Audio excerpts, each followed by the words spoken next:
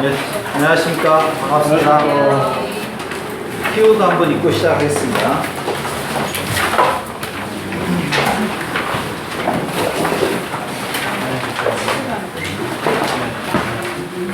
오늘 키워드 프린트 하나만 주십시오. 아, 예.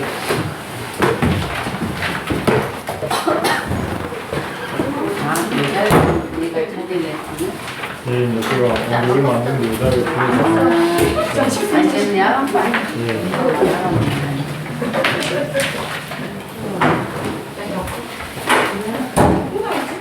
얘들도 좀 자기 안 계시죠? 저는 못 나왔는데 야간만 다니니까 야간반이죠. 가가겠습니다. 오늘은 쉬는 날이에요.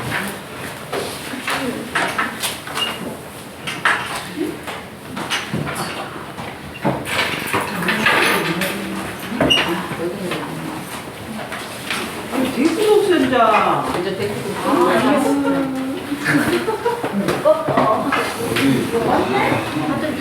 알레르기 올라왔어. 아침에 치킨 먹고 좀 알레르기 한참 있을 때야. 그게 다안 나온다 보네. 완전히 난 힘들어 알레르기 있는 사람.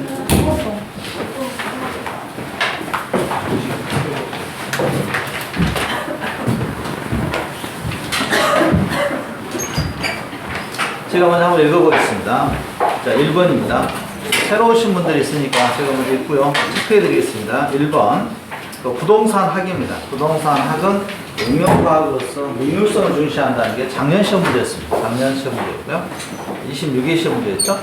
2번에 부동산 활동의 속성입니다. 3차원 공간이고 장기적 배려 하에서 부동산 활동이 이루어진다는 거.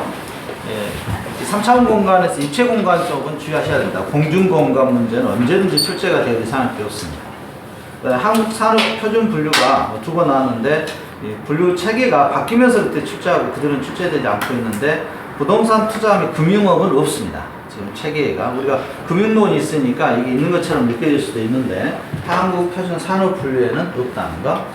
그 다음에 4번 부동산의 경제적 개념과 물리적 개념 이렇게 나눈 게 있습니다. 근데 우리는 경제적 개념에서는 돈과 관련되어 있는 자산과 관련되어 있는 자산, 자본, 생산 요소, 상품, 소비재는 경제적 개념이라는 걸 주의하시면 되겠고요. 그 다음에 부동산 정착과 관련돼서는 저희가 민법에서 부동산과 동산을 구분하는 문제가 한 문제 출제가 됐습니다. 정착물이라는 개념은 나무, 다년생, 생물, 중개 대상물이 될 수도 있고요. 이 부동산 정착과 관련돼서는 또 우리가 부거가 출제가 됐습니다. 부거는 인공적인 수로를 말한다겠죠. 인공적인 수로로서 부거가 정착물이었습니다. 이게 출제가 됐었고요. 6번에 토지의 특성, 이것은 생산자이면서 소비재다. 그 다음에 7번 휴환지는 지력 회복을 위해서 시골에서 어르신들이 땅심이라고 그러죠. 땅심. 가장 대표적인 인삼 같은 경우가 한번 싣고 나면 땅이 많이 안 좋아져서 다시 재배할 수가 없죠. 그래서 후보지가 있고, 후보지는 넓은 개념에서 용도 지역이 바뀌고 있는 거고요. 그래서 용도 지역. 네, 없습니까? 키워드? 뭐 왔어? 응? 아니, 오늘 쉬는 날.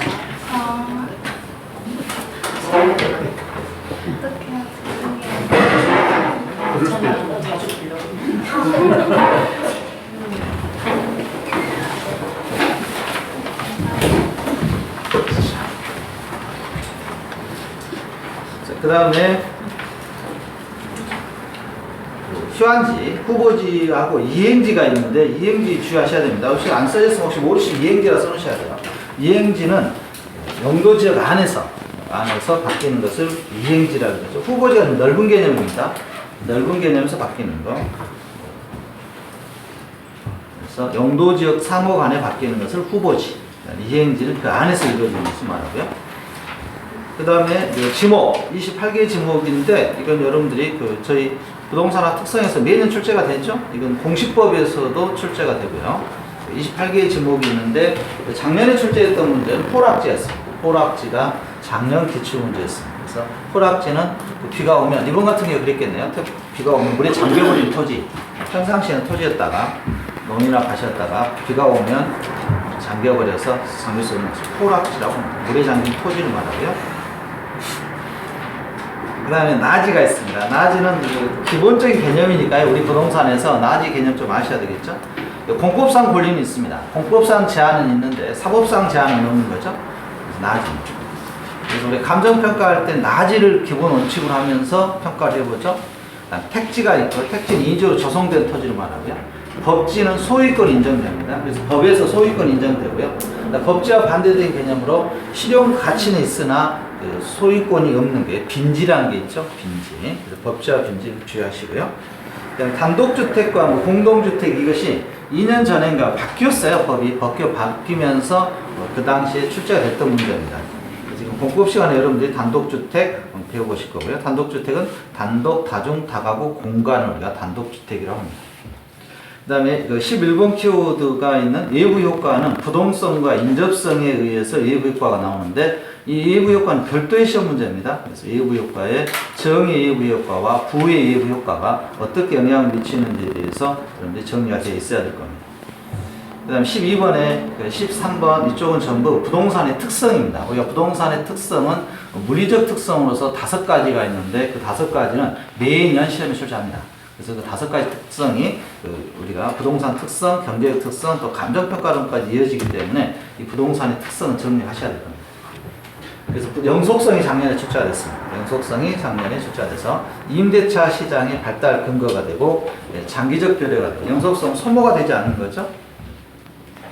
그 다음 부증성입니다. 부증성은 토지의 집약화, 토지의 증가가 이루어지지 않는 성질이 부증성이라고 했습니다. 그래서 집약화가 이루어지고 집가 상승 원인이 되고 입지 경쟁이 원인이 됩니다.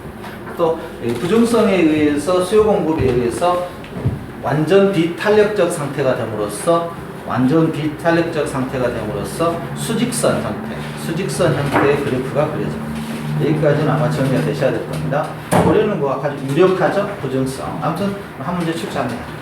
영속성, 부증성, 부동성. 또 부동성이 빠져 있는데 13번 밑에 저희가 13-1로에서 부동성이라 적게 됐었죠. 부동성은 토지에 움직이지 않는 성질, 부동성이라고 하겠습니다. 그래서 부동성에서 우리가 임장 활동이 강조되고 있죠. 임장 활동. 이 부동성에 의해서 외부 효과가 나오는 거죠. 외부 효과. 뭐 이런 내용들은 정리가 되어야 될 것 같습니다. 그래서 지금 저희가 하고 있는 것은 물리적 특성이었습니다. 물리적 특성. 인문적 특성 좀 다르죠. 인문적 특성에서 부증성과 관련돼서 용도 전환이 이루어져서 증가가 가능합니다. 그건 물리적 특성이 아니라 용도적 특성인 경제적 특성이었습니다. 그래서 부증성. 이쪽은 거의 매년 출제가 되니까요. 하나 잘 정리하시기 바랍니다. 14번에 공중공간과 관련돼서 개발권 양도제, 용적률 리세트 제도, 용적률도 전부 공중공간과 관련돼 있죠? 공중공간과 관련돼 있습니다. 그래서 이렇게 해서 세 문제가 출제가 되는데, 세 문제에서 한 문제는 아까 말씀드린 우리가 토지의 특성, 방금 말한 지목, 28개 지목, 휴안지냐, 나지냐, 택지냐, 뭐 이런 문제가 한 문제. 또 한 문제는 그다음에 방금 토지의 물리적 특성, 영속성, 부증성, 부동성 뭐 이런 쪽이 있죠. 개별성, 그다음에 인접성도 있나요? 이런 것들에 의해서 우리가 한 문제가 출제가 되고요. 한 문제는 통상적으로 다른 출제의 시험 범위가 나오는데 작년에는 좀 쉽게 나오면서 부동산학이 나왔습니다. 부동산학이 나왔고요. 한 문제는 어떤 문제가 나온다고 제가 장담 못 드리겠습니다. 지금까지 이렇게 공법 문제가 한 번씩 보이거든요. 이 자리에. 자, 그 다음에 수요와 공급 쪽인데요. 이 수요와 공급에서 시험 문제는 좀 어렵긴 한데요. 전체적인 맥락을 보면 수요 공급에서 6문제 이상의 출제가 됩니다. 뒷부분과 연결된다. 6문제상인데 수요 공급은 어찌됐든 여러분들 공부를 하셔야 될 것 같습니다. 우리가 수요 공급 쪽을 어느 정도 공부가 되면 부동산학 개론 70점대는 넘습니다. 수요 공급이 전체적으로 본다면 부동산 우리 개론에서 본다면 가장 난이도가 높다고 할 수도 없고 낮다고 할 수도 없어요. 어중간한 데인데 이쪽은 좀 공부가 되어서 시험 범위 한 20개의 문제, 15개에서 20개 문제에서 6문제에서 8문제가 매번 반복적으로 출제가 되니까 잘 정리하셨으면 좋겠습니다. 유량과 저량은 15번, 16번에 있는데 유량은 일정 기간 동안이 출제하고요. 그래서 여러분 회사에서 회계에 관련된 건 유량 개념이다 보시면 되겠습니다. 회계. 회계에 필요한 거, 유량 개념. 그다음 저량 개념 일정 시점에서 살펴보는 것이에요. 그래서 이 문제가 출제가 되면 유량 변수와 저량 변수의 박스형 문제가 출제 대상이 됩니다. 유량 변수 몇 개냐, 저량 변수 몇 개냐. 유량 변수는 일정 기간 동안 임대료 수입, 근로자 임금, 신규주택 공급량, 이것은 전부 유량 변수에 해당됩니다. 저량 변수는 주택 재고량, 가계 자산, 도시인구 규모 같은 것은 전부 저량 변수입니다. 참고로 지금 여기 키워드에 있는 것은 전부 기출문제입니다. 지난 25년간 기출문제를 모아놓은 거기 때문에 글자 한자 한자가 전부 기출문제 지문으로 여러분이 만나게 될 겁니다. 그 다음에 18번 키워드까지 살펴봤고요. 그 다음에 19번과 20번 수요의 변화와 수요량의 변화가 있는데 차이점은 뭐냐면 수요량, 양이 나오면 점의 이동으로 나타납니다. 그래프상에서 점의 이동으로 나타나고요. 수요량의 변화는, 수요의 변화는 곡선 자체가 움직여버립니다. 그래서 우리 시험 문제입니다. 우리 시험 문제에서는 곡선 자체가 우측으로 움직이느냐 좌측으로 움직이냐는 문제는 거의 매년 출제가 되고 있습니다. 매년 출제가 되고 있는데 올해는 작년 문제와 비슷하게 좀 더 어렵게 나올 거라 생각되는데 좀 더 많겠다 이거죠. 내용이. 자, 수요량의 변화 20번 키워드에 보시면 수요량의 변화는 가격의 요인입니다. 가격입니다. 가격에 의해서 수요량이 변하는데 이건 동일 곡선상에서 점의 이동으로 나타난다는 걸 주의하시고요. 다음 19번 키워드 수요의 변화입니다. 수요의 변화는 가격 이외의 요인, 가격 이외의 요인인데 이것이 곡선 자체가 이동하는데 증가는 우측으로 이동하고요. 그 다음에 감소는 좌측으로 이동합니다. 그래서 좋은 것은 우측, 나쁜 것은 좌측이다 보시면 되겠습니다. 수요 변화, 대표적으로 인구의 증가, 인구의 증가는 수요 곡선이 우측으로 움직이고요. 인구의 감소는 좌측으로 움직이는데 여기서 주의할 것이 이제 여러분들이 대체제 문제입니다. 대체제는 정리가 하셔야 됩니다. 그래서 대체제는 여기 대체제에서 대체제의 증가와 수요의 증가와 감소, 가격의 증가와 가격 감소가 우측으로 갔냐 좌측으로 가는 정리가 되어야 됩니다. 그게 가장 어렵습니다. 대체제의 문제가. 그 다음에 21번 키워드도 마찬가지입니다. 21번 키워드도 이게 공급 곡선이 우측으로 이동하느냐 좌측으로 이동하는 문제도 19, 20번은 같은 문제다 보시면 되겠습니다. 그래서 우측으로 이동하는 것은 좋은 쪽입니다. 좋은 쪽은 우측으로 이동하고요. 나쁜 것은 좌측으로 이동합니다. 그래서 공급곡선이 우측으로 이동하는 것은 업체가 증가한다든가 원자재 가격이 하락한다든가 원가가 절감된다든가 이자가 하락하게 되면 공급곡선이 우측으로 이동합니다. 우측으로. 그 다음 22번 시장 균형 가격 하락입니다. 시장 균형 가격 하락은 것은 수요 감소와 공급 증가, 생산성 향상인데요. 이건 키워드는 제가 별도로 나중에 정리해야 될 것 같아요. 올해 시험 문제로 거의 유력하게 출제가 될 것 같으니까요. 이건 좀 그래프상에서 그려보면 아주 쉬운데요. 다음에 이것은 별도로 한번 해야 될 것 같습니다. 혹시 뭐 잘 정리가 되셨으면 좋은데요. 올해는 아마 이 문제가 균형 가격과 관련돼서 아마 출제가 되지 않겠느냐 생각합니다. 23번 완전 비탄력 상태가 수직 상태인데 초과 수요가 발생하고요. 가격이 상승하고 거래량은 불변입니다. 그래서 공급이 증가가 이루어지지 않습니다. 아까 부등성에 의해서 그래프가 머릿속에 떠올라야 됩니다. 수직 상태의 그래프에서 공급이 일정하고 가격만 오르는 거죠. 가격만 오르고 있습니다. 이건 정리가 되어야 될 거고요. 원자재 하락입니다. 원자재 하락은 단기 변화가 없고요. 장기기에는 공급이 증가하는 임대료 하락은 이 효과가 나오겠죠. 그 다음 25번 키워드 수요 증가와 공급 감소, 이건 균형 가격이 상승하고 균형 거래량을 알 수 없다. 올해 가장 출제 예상 문제입니다. 올해 이 문제를 여러분들이 수요 공급에서 맞게 되면 거의 안 틀리실 겁니다. 수요 공급 쪽은. 근데 이 문제가 우리 교재도 보면 아시다시피 한 10페이지에 걸쳐서 이루어지고 있기 때문에 만만치가 않습니다. 만만치가 않은데 여기서 하나만 딱 붙들고 먼저 하시기 바랍니다. 수요 증가가 이루어지고 공급 감소가 이루어지면 먼저 이 상태는 초과 수요 상태이기 때문에 균형 가격은 상승하는 거 맞습니다. 균형 가격은 상승하는 거 맞는데 공급이 감소가 이루어졌기 때문에 균형 거래량이 감소했는지 증가했는지는 알 수 없다 이거. 이게 좀 어렵죠. 이 질문이 25일 시험 문제에서 나왔었는데 올해는 아마 예상 가능합니다. 26번 키워드 수요 증가와 공급 감소가 같다면 균형 가격은 상승하고 균형 거래량은 불변입니다. 이것도 마찬가지로 수요 증가가 이루어지고 공급 감소가 양이 같은 거죠. 수요 증가도 100개, 공급 감소도 100개 이렇게 생각하시면 조금 이해하기도 쉬워 보입니다만. 27번에 부동산 부증성입니다. 공급을 비탄력적으로 만들고 독점적으로 만드는 성질이 있다 그랬죠. 그래서 계속 같은 문제들이죠. 그다음 28번 주택 수요 소요는 다릅니다. 소요는 형평성 차원에서 저소득층의 형평성 차원에서 나오는 게 소요입니다. 소요. 그 다음 29번 키워드는 계산 문제입니다. 올해 시험 문제죠. 올해 출제 예상 문제입니다. 출제 예상 문제로서 계산 문제인데 수요 가격 탄력성, 가격 변화율에 대한 수요량의 변화율. 우리 그 개론은 이렇게 읽더라고요. 분자 분모를 읽을 때 먼저 분모를 먼저 읽고 이거에 대한 이렇게 읽더라고요. 교재가 전부 그렇게 돼 있어요. 그래서 저희도 그렇게 하겠습니다. 학교 다닐 때는 수요량의 변화율을 가격 변화율로 나눈다 이렇게 배우는데, 그래서 29번은 계산 문제인데 가격 변화율에 대한 수요량의 변화율로 나오는데 아마 이렇게 해서는 힘들 거고요. 이렇게 아셔야 될 겁니다.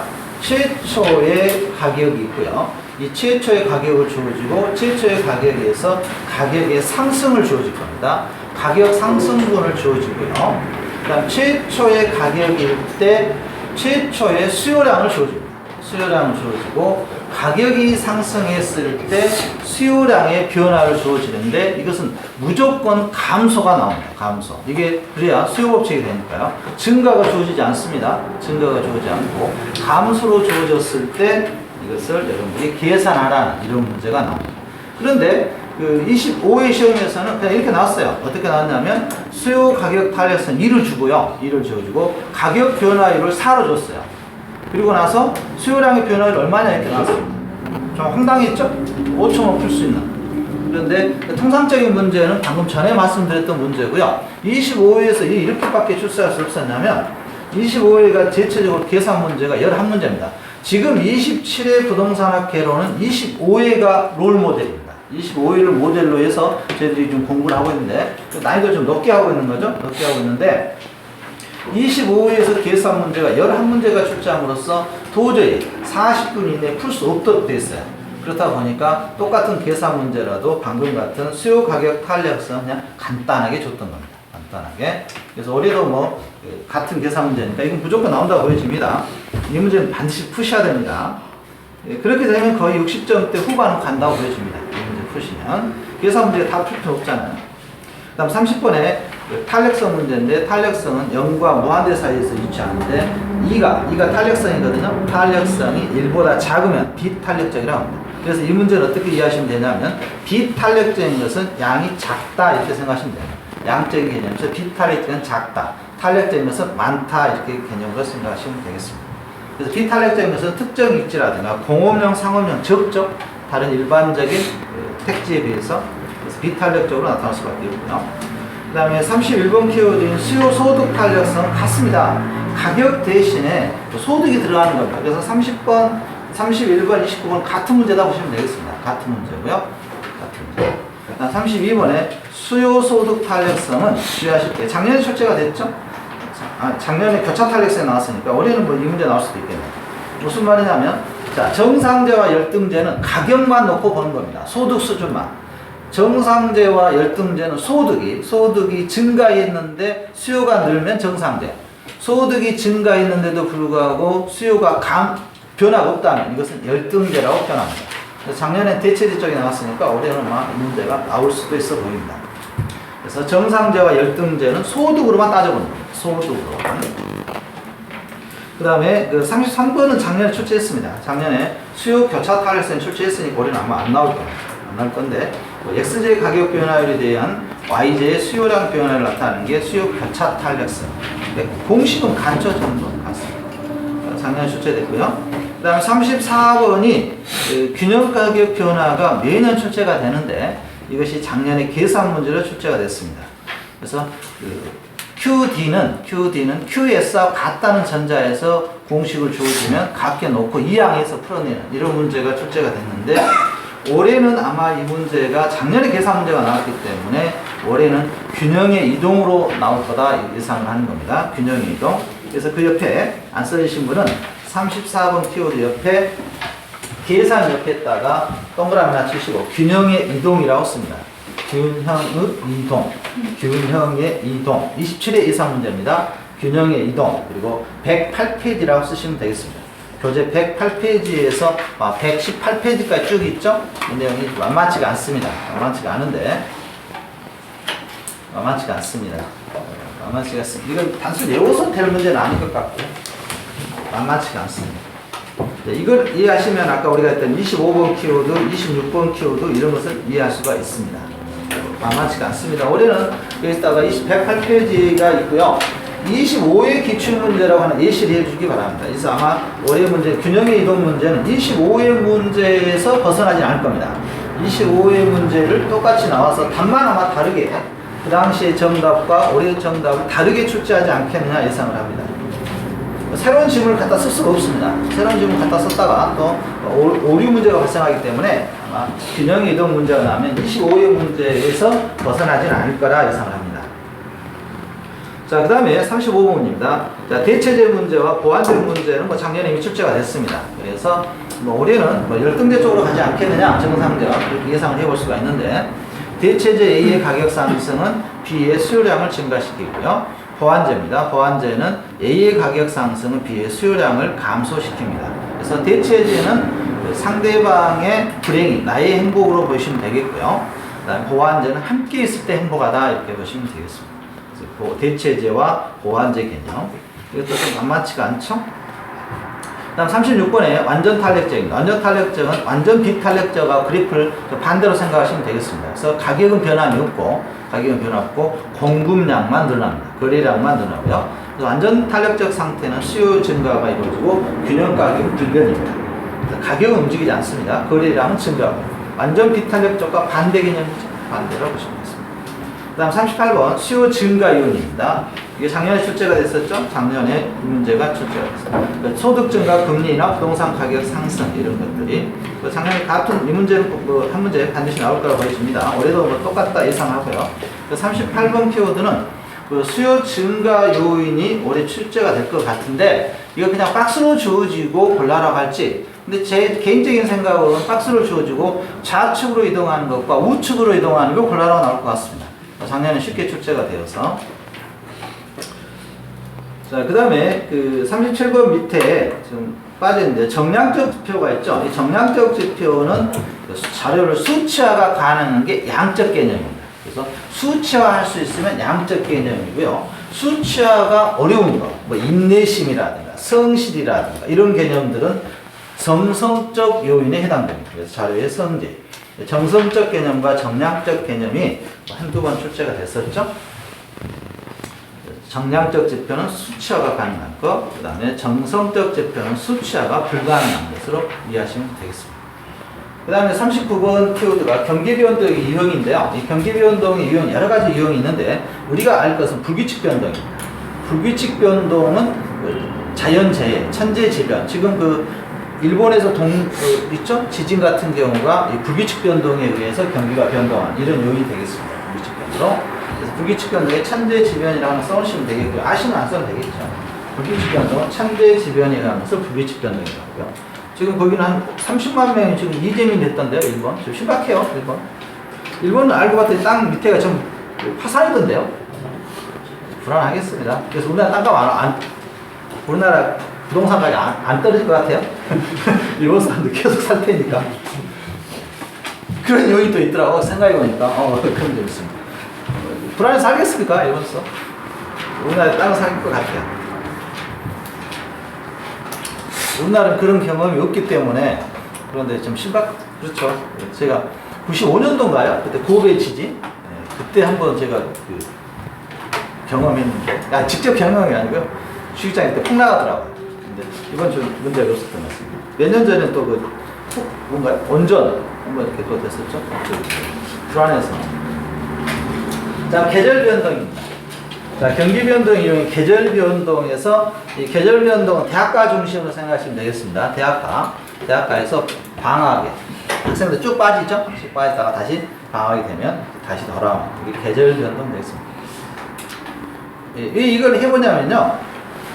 약간 의심스러워요. 올해 시험 문제로서 이게. 왜 의심스러웠냐면 다른 계산 문제가 어렵게 출제되면 다른 건 상대적 이론 문제 쉽게 주어지거든요. 그럼 올해 이거 나오지 않겠냐. 좀 조심스럽게 계산해보면 100%는 아닌 것 같고요. 최근에 가장 많이 나온 게 40번입니다. 작년에도 출제가 됐고요. 작년에. 경기 변동엔 해상 후화, 그 다음에 안정시장 있다겠죠. 안정시장 빠져있으니까 안정시장을 적으시기 바랍니다. 앉아있으신 분은 안정시장 있죠. 작년에 안정시장이 있었잖아요. 안정시장 경기 변동과 관계없이 일정한 시장을 유지하고 있는 게 안정시장이죠. 역세권 생각하시면 되겠고요. 우리나라 보면 이제 강남권 뭐 이렇게 있고요. 안정시장입니다. 경기 변동에 영향을 받지 않는.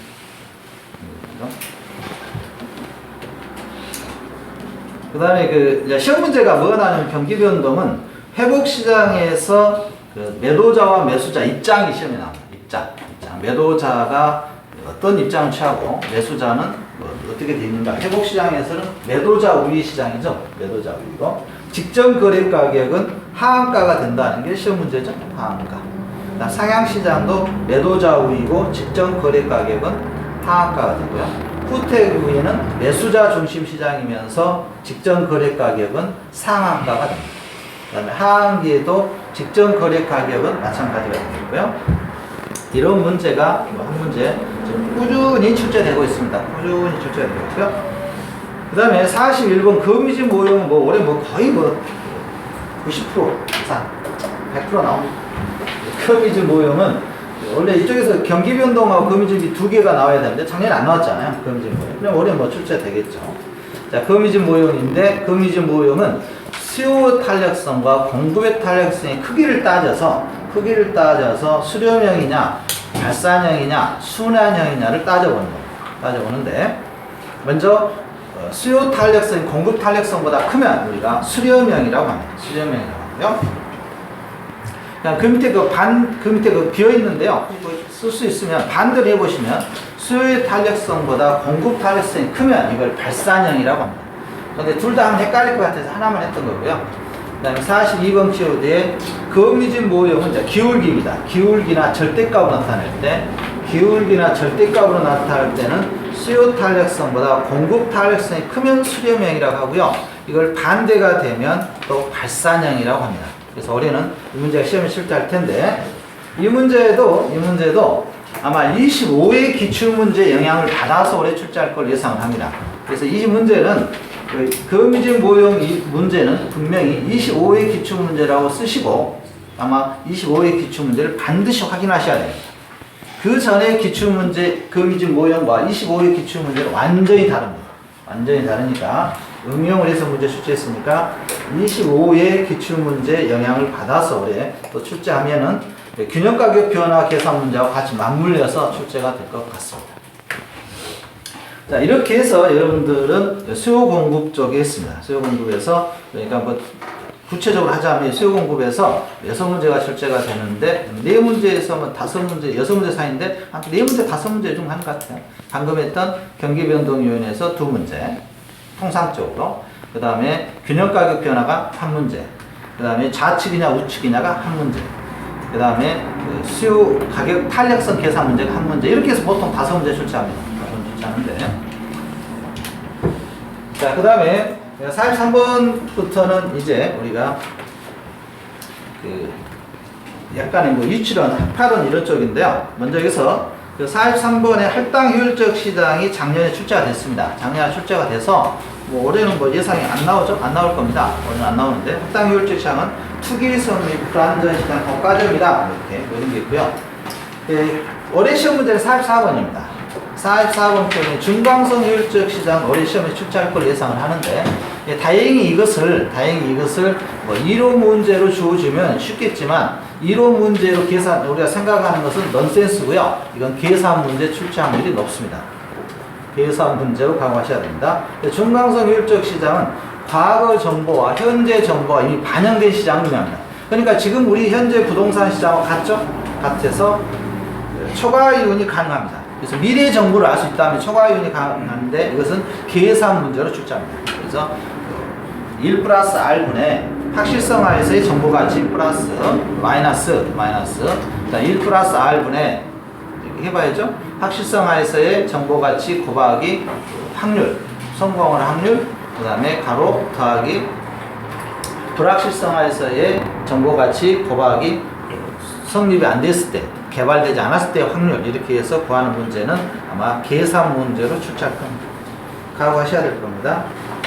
그 다음에 45번에 개별성이 있고요. 부동산 시장의 불합리한 개별성에 의해서 일물일가의 법칙이 적용되지 않죠. 그 다음 부동성이 있고요. 시장의 국지성, 동일한 가격이 불가능하고요. 상향 여가와 하향 여가도 뭐 올해 출제한다고 봐야죠. 작년에 안 나왔으니까. 작년에 출제하지 않았다는 것은 올해 출제하겠다는 거죠. 상향 여가와 하향 여가가 있는데 특히 이제 주의할 것이 상향 여가라는 개념이 잘 이해가 안 가죠. 상향 여가. 저소득층 주거를 고소득층이 투자가 이루어져요. 투자가 이루어지는 것은 상향여가라고 하죠. 대부분 이제 시험 문제가 저소득층이 고소득층 주거를 매입했다. 그러면 이거 상향여가다 이렇게 나옵니다. 답은. 틀린 편이에요. 저소득층이 고소득층 주거를 매입해서 상향여가는 아닙니다. 그래서 여기에서 제가 보기에는 중강성 효율적 시장의 계산 문제 하나, 그 다음에 하향여가와 상향여가라는 개념적인 문제 하나, 그리고는 학파 문제입니다. 학파. 학파가 이제 리카르도 차익 지대설은 기업도에 의해서 수학 체감의 법칙이고 마르크스 절대지대설 한계지에서도 지대가 발생한다는 게 마르크스 절대지대설의 주요 이론이니까 그것만 기억하시면 되겠죠. 마르크스 절대지대설은 한계지에서도 소득이 발생한다는 것이고 그 다음 TNN입니다. TNN은 주의할 필요가 있습니다. 올해 TNN의 위치지대설 TNN은 올해 주의할 필요가 있고요. 작년의 답은 마하살의 준지대 이론을 파레토의 준지대 이론 이렇게 나왔습니다. 그래서 뭐 당연히 또 개념만 정리했던 문제고요. 내용을 알 필요 없었습니다. 파레토의 준지대 이론 이렇게 나왔었고요. 파레토가 처음 나왔습니다. 그렇지만 마샬의 준지대 이론 이렇게 읽었다면 답은 찾아냈겠죠. 그 다음에 알론소 입찰지대에서는 시험에 출제된다면 최대 지불 가능 금액으로서 초과이윤이 0이 되는 지점까지 입찰이 이루어진다는 거. 이거 주의하셔야 돼요. 그래서 초과이윤 0이 있다는 것이 초과이윤 있다는 게 아니고요. 초과이윤 없다 이렇게 써있어요. 없다. 0이라니까 초과이윤이 있는 걸 하시더라. 즉 X5 막 일어났더니 초과이윤이 없는 지점까지 입찰이 이루어집니다. 초과이윤. 그 다음 버지에스의 동심원 이론이니까요. 버지에스 도시 생태학적 측면에서 경쟁, 침입 경쟁 천입 이렇게 나눠보고요. 또한 올해 이쪽 학파에서 호이트 선형 이론 주의하셔야 됩니다. 하여튼 호이트의 선형 이론은 작년에 안 나왔으니까 올해는 한번 계산해 보시고요. 호이트 하면은 교통 노선에 따라서 도시가 부채꼴 모양으로 변한다 이렇게 주장했던 학자입니다. 해리스 윌만의 다핵심 이론은 작년에도 뭐 지문으로 나왔죠. 해리스 윌만의 다핵심 이론. 그다음 산재성은 흩어져 있어야 유리한 것을 말하는데 세탁소가 가장 대표적이고요. 집심성은 도심에 있어야 되는 거, 귀금속이고요. 그다음 자본 대체성. 도심 지역이 건물이 고층화된 이유이죠. 도심에 땅을 살려면 돈이 많이 써야 되잖아요. 그래서 자본 대체성이라고 표현하고 있습니다. 크리스탈의 중심지로는 중심지에서 최소 요구치, 최소 요구 범위 이런 게 있고요. 그 다음에 이제 올해 계산 문제인데 61번, 62번, 63번에서 계산 문제가 반드시 한 문제 나옵니다. 반드시 하나 나오는데 작년엔 레일의 소멸력 법칙이 나왔어요. 25호에서는 허프의 확률 모형이 나왔습니다. 그럼 올해는 여러분이 판단에 맡기겠는데 개인적으로는 허프가 나오지 않겠냐 생각합니다. 허프의 확률 모형과 레일의 소멸력 법칙은 공식이 비슷합니다. 인구에 따라 면적만 바꿔주면 되는데 허프가 조금 더 어려운 게 여기에서는 허프의 확률 모형에서는 도시 인구의 몇 프로가 이용하느냐 이게 나와요. 그래서 그 인구를 먼저 찾아주셔야 돼요. 도시 인구의 몇 프로가 지금 상권을 A 매장과 B 매장을 이용하는지 먼저 찾아낸 다음에 이걸 찾아야 되는 문제이기 때문에 조금 어렵습니다. 그래서 올해는 허프의 확률 모형으로 조금 공부를 하시면 더 좋겠다 생각합니다. 컴퍼스의 분기점 모형은 또 이것도 계산 문제가 나올 텐데 이건 루트를 벗겨내야 되니까 답이 한계가 있어요. 한계가 있어서 루트를 벗겨낸다는 것은 루트 포함해서 뭐 4나 뭐 9나 둘 중에 하나 벗겨내야 되는데 이건 너무 단순하기 때문에 계속 좀 출제 안 되고 있는데 혹시 또 나올 수도 있습니다만 그래서 루트라는 개념이 있습니다. 아무튼 계산 문제 나올 겁니다. 계산 문제. 그 다음 컴퍼스의 분기점 모형, 그 다음 64번에 베이버의 공업입지론이 있고요. 여기서는 최소 비용 이론입니다. 그래서 최소 비용 이론 옆에다가 수송비라고 씁니다. 수송비가 최소가 되는 지점에 공업이 입지해야 된다, 공장이 입지해야 된다는 것이 독일 학자였던 베이버의 이론입니다. 리에시는 최대 수요 이론을 또 주장했었습니다만 상권 분석이 있습니다. 구입 빈도가 날수록 상권 규모가 크다. 67번부터는 이제 정부 정책입니다.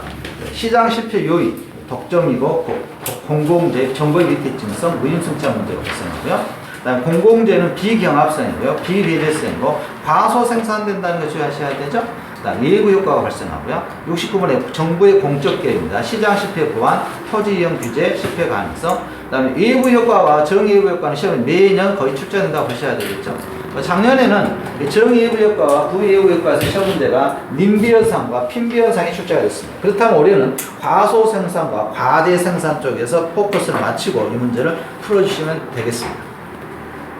70번에 부예고 효과는 사적 비용보다 사회적 비용이 크고요. 과다 생산되는 경향이 있습니다. 부가 나쁜 경우입니다. 나쁜 경우. 마이너스라 해주시면 또 이해하실 수 있고요. 정예고 효과는 좋은 겁니다. 플러스. 그래서 이것은 과소 생산이고요. 과소 생산. 그래서 정부가 장려 정책을 통해서 하고요. 보조 정책이 나올 거예요. 올해는 아마 이 정도 수준에서 나올 겁니다. 70번과 72번 수준에서 올해 시험 문제가 나올 걸 예상하시면 되겠습니다.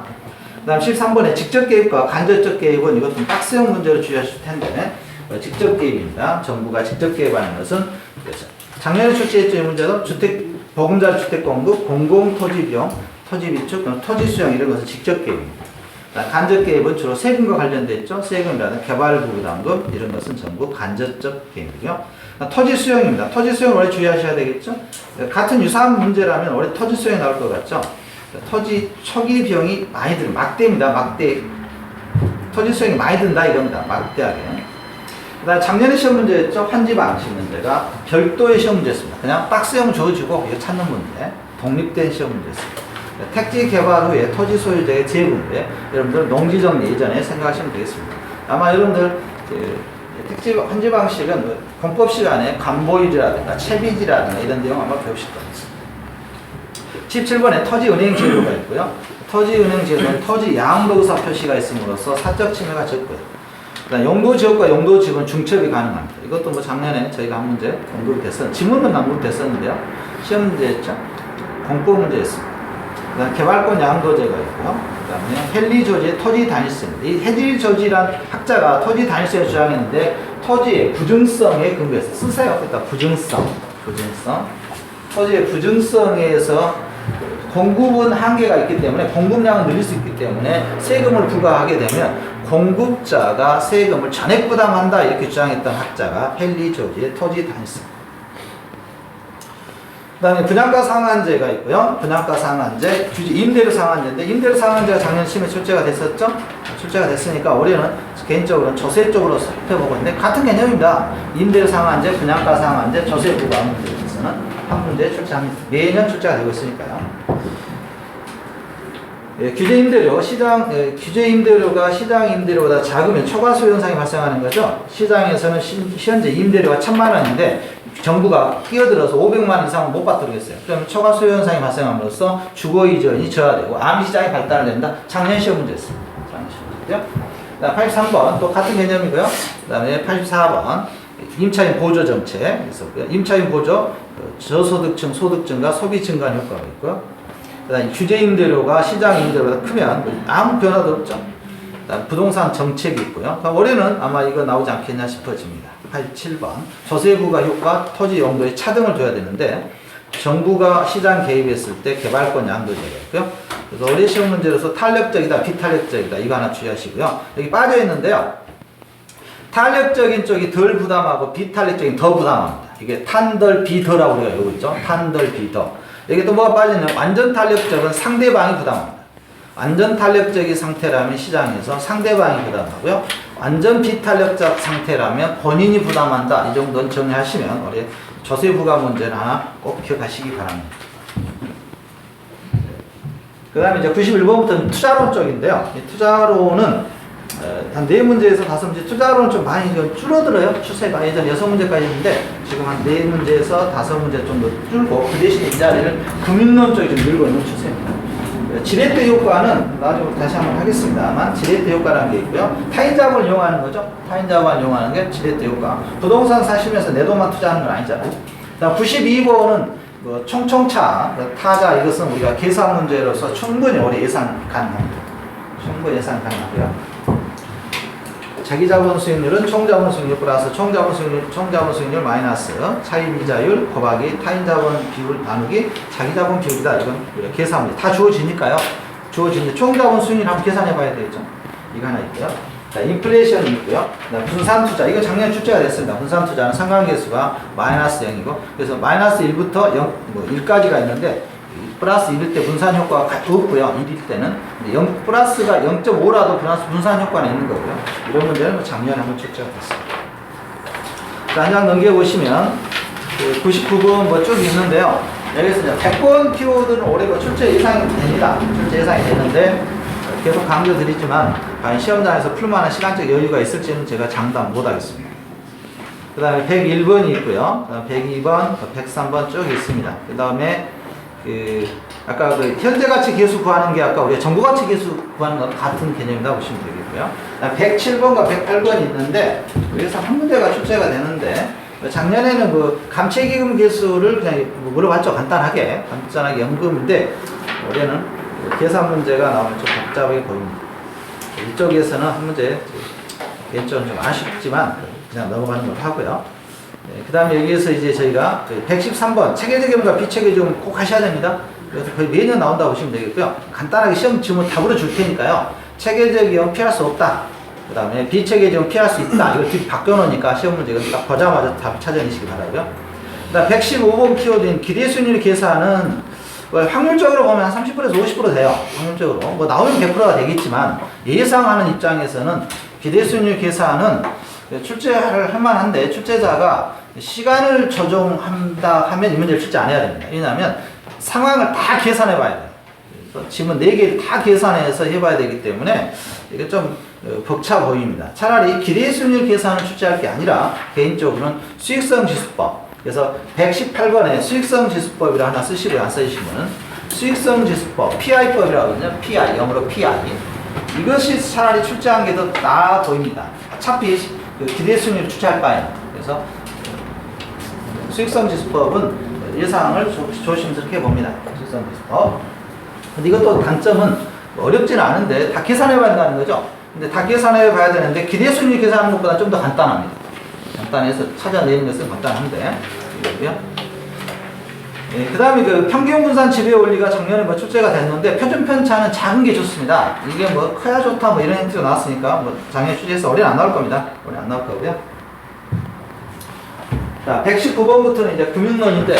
금융론인데 그 대부 비율이 있고요. 주택수요, 부동산 신탁회사, 그다음에 부동산 개발 신탁, 지분금융과 그다음에 부채금융 구분하셔야 됩니다. 122번 키워드하고 125번 키워드는 지분금융과 부채금융 구분해서 하시고요. 그다음 지분금융에 보시면 공모, 신디게이트, 리츠, 펀드, 조인트 벤처는 전부 지분금융인데 여기에 또 하나 자동 MPTS도 하나 써놓으셔야죠. MPTS 저당이체 자동 뭐인가 이체 증권인가?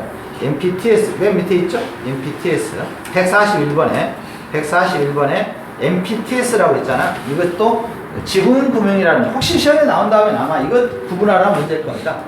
지분금융 출제는 예상이 좀 되는데 자 그 다음에 저당 유동화 증권이 있고요. 유동화라는 것은 그 금융기관의 유동성을 증가시키는 겁니다. 돈을 많이 만들어내겠다 이거고요. MBB는 모든 것을 책임자가 진다. 그래서 141번 키워드는 올해 거의 뭐 100% 이상의 출제 확률이다 보이시죠? 작년 안 나왔으니까. 여기에서 이제 하나 우리가 지금 하고 있는 게 MBB인데, MBB는 모든 게 다 발행자잖아요. 반대 개념 MPTS입니다. 저당 이체증권. 이것은 투자자가 모든 걸 책임집니다. 그래서 영어로는 이거 영어로 외우는 게 좋습니다. 차라리. 왜냐하면 영어로 주어집니다. 가로에. 근데 이것을 뭐 저당 이체증권이나 저당 상한증권 이것도 어려워요. 제가 보기엔. 그러니까 그냥 영어로 MPTS는 S니까 스톡은 아닙니다만 증권, 주식 이런 개념 생각하시고요. 주식으로 생각해 보시고 그다음에 MPB는 발발, 모든 걸 책임자가 진다. 발발 이렇게 생각하시면 되겠습니다. 아무튼 한 문제 이 문제를 이제 시험장에서 아주 부담 없이 골라내시면 70점대는 무난하게 넘어 있을 겁니다. 그 다음에 141번에 CMO도 주의하셔야죠. CMO. 저한테 출제하면 CMO를 출제하겠는데 다계층 채권이라고 써놓으셔야 돼요. CMO 밑에 다계층이라고 쓰시고요. 다계층이라고 씁니다. 아무튼 한 문제 출제합니다. 그 다음에 126번에 변동금리가 기준금리 플러스 가상금리다. 이것은 작년 출제했던 문제입니다. 작년 출제했던 문제고요. 그다음 명목 이자율은 실질 이자율 플러스 기대 인플레이션이다. 그래서 작년에 변동금리 이런 쪽에 출제가 됐다. 올해는 117번이 나와야 되는데 아마 그렇게 안 나올 겁니다. 그래서 명목 이자율은 인플레이션을 포함한 개념이니까 만약 시험 문제 이 문제 출제가 된다면 실질 이자율은 인플레이션을 포함한 개념이 이렇게 나옵니다. 틀려요. 그래서 명목 이자율은 실질 이자 인플레이션을 포함한 개념이고 실질 이자율은 플러스 인플레이션을 더해야 명목 이자율이 되는 게 이게 피셔 방정식. 그 다음에 그 대출 이용 감소가 있고요. 여기서 대출 이용 감소에서 주의할 것은 시험 지문 하나 보인다. 부채 감당률입니다. 이 부채 감당률은 1.0 이상이 되는 게 좋습니다. 1.0 이상이 되는 것이 신용 위험이 없는 겁니다. 좀 낮은 거다 이렇게 보시면 되겠습니다. 부채 감당률 이 문제 1은 좀 기억하시고요.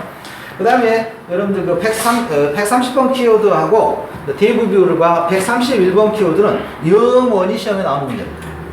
영원히 계산 문제로 나옵니다. 계산 문제 나오니까 올해는 아마 부채를 주어질 겁니다. 작년에는 LTV와 DTI 계산 문제를 한 것도 없이 출제해 주셨어요. 그래서 올해는 여러분한테 이미 차입금을 주어질 겁니다. 차입금을 주는데 이것을 담보대출로 주어질지 아니면 DTI의 부채로 주어질지는 저도 모르겠어요. 그러니까 분명한 것은 출제한다는 겁니다. 그래서 두 가지를 기원해서 주택담보대출을 이미 주어졌으면 계산해서 그걸 차감하시면 되고 그 다음에 만약에 개인 부채를 주어졌으면 여러분이 DTI를 구한 후에 거기서 차감해서 계산하시면 되겠습니다. 이 문제는 계산 문제니까 포기하시면 안 되겠습니다. 이 문제는 반드시 하셔야 됩니다. 반드시 하라겠습니다. 그때 다음.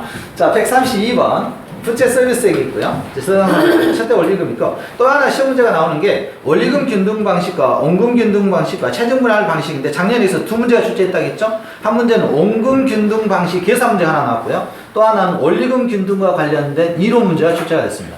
이것도 매년 출제가 되는 문제인데 작년에 원금 균등 상환 방식의 2년차 계산 문제가 나왔다면 올해는 유사한 문제로 출제한다면 원리금 균등의 2년차 원금 상환액이 나올 겁니다. 원금 상환액이 얼마냐?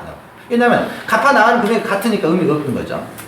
그 다음에 체증식이 이것은 25에서 나왔는데 그냥 간단하게 박스를 주어지고 신혼기에 가장 많이 사용하는 게 뭐냐 이런 식으로 나왔습니다.